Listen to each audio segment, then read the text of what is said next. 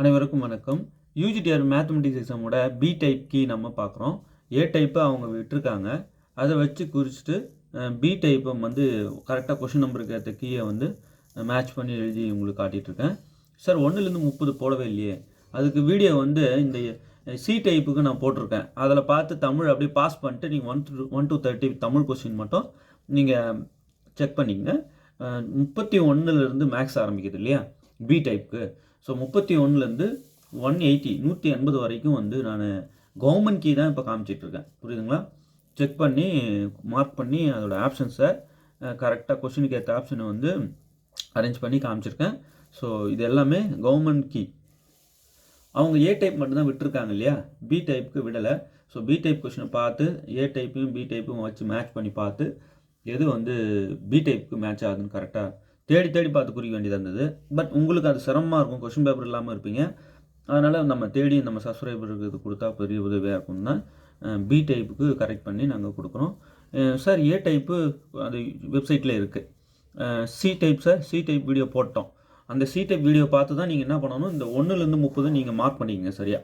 சரியா தேடி பார்த்து கொஷினை வச்சு நீங்கள் மார்க் பண்ணணும். சும்மா லைனை நம்பரை பார்த்து அடிச்சிடக்கூடாது.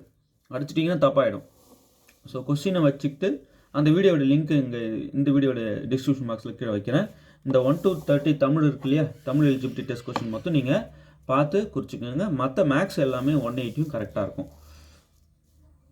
அதாவது 31லேருந்து 180 வரைக்கும் இந்த 150 கொஷின்ஸ் வந்து கரெக்டாக இருக்கும். நாங்கள் மார்க் பண்ணிட்டோம்.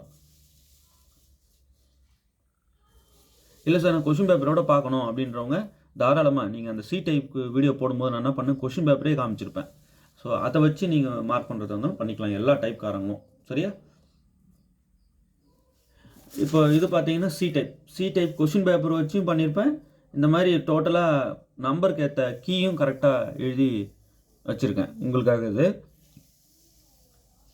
ஸோ இது வந்து தமிழ் உட்பட எல்லாத்தையுமே நாங்கள் பார்த்து மேட்ச் பண்ணி இது பண்ணோம். ஓகே,